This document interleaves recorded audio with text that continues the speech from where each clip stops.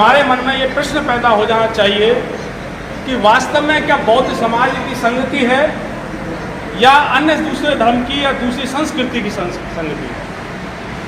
ये जो बौद्ध समाज है, ये बौद्ध समाज है कौन सा? ये बौद्ध समाज वो है जो बाबा साहब डॉक्टर अम्बेडकर चाहते थे, या ये वह बौद्ध समाज है जिसका विरोध बाबा साहब ने किया था? दो तरह की धारणाएं के लोग भारत के अंदर काम कर रहे हैं। एक उसको फॉलो करने वाला व्यक्ति। आज जितने भी तमाम जो बौद्ध लोग हैं, मैं दावे के साथ कहता हूं कि 99% लोग फॉलोअर हैं भारत के लोग। 1% लोग जो है बौद्ध हैं। कैसे?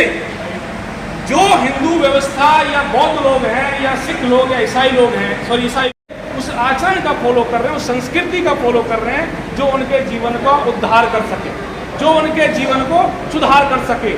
लेकिन भारत के अंदर 1950 के बाद जब संविधान लागू हुआ तो हर संविधान की एक अपनी एक सभ्यता है, एक संस्कृति है, एक अपना एक उसका प्रमाण है, एक उसकी अपनी आइडेंटिटी है। वो आइडेंटिटी बौद्धों को नहीं मिल पाई क्योंकि हम लोग बौद्ध नहीं बन पाए। सबसे बड़ा महत्वपूर्ण है कि बौद्ध समाज की संगति को समझना कि आज ये बैठक जो लगी है 5वीं, ये बौद्धों की संगति को, जैसे कि हमारे बंधु ने और समाज के संवैधानिक अधिकार और पहचान की बात करी। मैं छोटा छोटा इन पे 2-3 लाइन पे कहूँगा।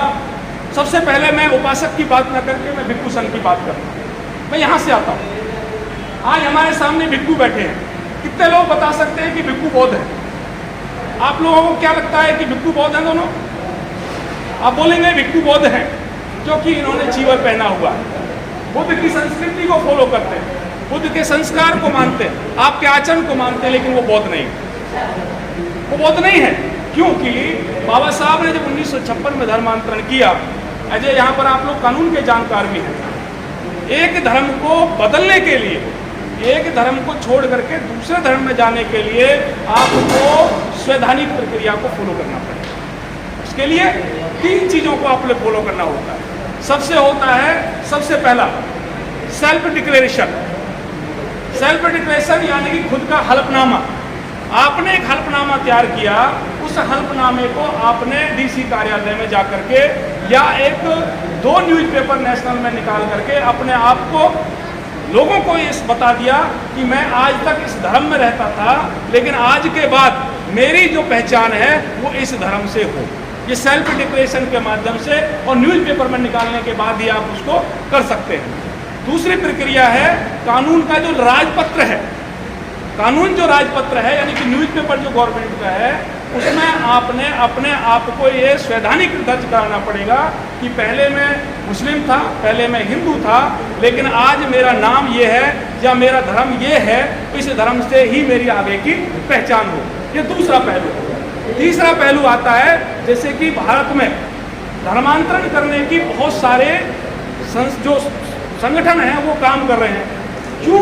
क्योंकि भारत के अंदर गरीब लोग बहुत ज़्यादा हैं, तो ईसाई मिशनरी सबसे ज़्यादा हिंदू जो लोग हैं उनको और बौद्ध जो लोग हैं उनको कन्वर्ट करा करके ईसाई बना रहे हैं। ऐसा भारत के अंदर तमाम हिस्सों में हो रहा है। उसको देखते हुए भारत सरकार ने कहा कि जो भी व्यक्ति किसी को लालच देकर, किसी को पदोन्नति या किसी और दूसरी चीज़ की व्यवस्था करके, पैसे का लालच दे करके, दबाव डाल करके अगर धर्मांतरित कराता है तो वो गैर कानूनी माना जाएगा। ऐसे लोगों पर प्रतिबंध होना चाहिए, ऐसे लोगों के खिलाफ कानूनी कार्रवाई होनी चाहिए।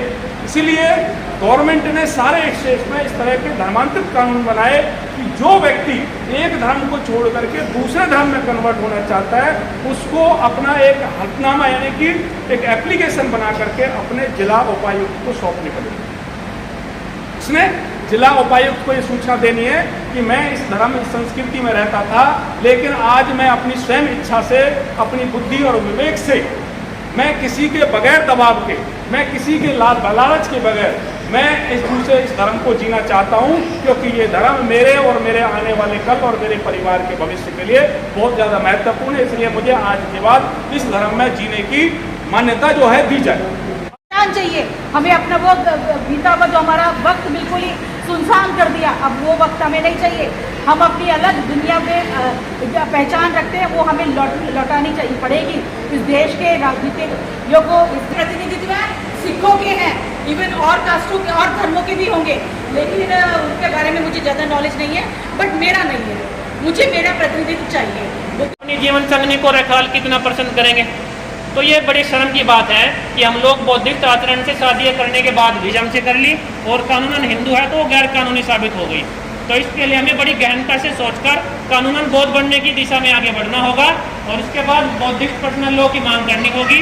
बुद्धिस्ट पर्सनल लॉ दया सागर जी लखनऊ से है, उन्होंने 2018 में बुद्धिस्ट पर्सनल लॉ कानून का मसौदा बनाया था जो भारत सरकार को पेश किया गया है। और उनके लिए उनकी जो कमेटी बनी होती है, उनके जो धार्मिक संस्थान बने होते हैं, उनको सुसज्जित करने के लिए, उनको मेंटेनेंस करने के लिए उनकी कमेटी को फंडिंग कराती है। ऐसी सरकार BTMC जो बोध गया का जो बुद्धा का जो टेम्पल है, टेम्पल शब्द ही नहीं आता हमारे में, समझ गए इस बात में। सबसे बात है कि टेम्पल नहीं है, वो महाविहार है, बोध विहार है।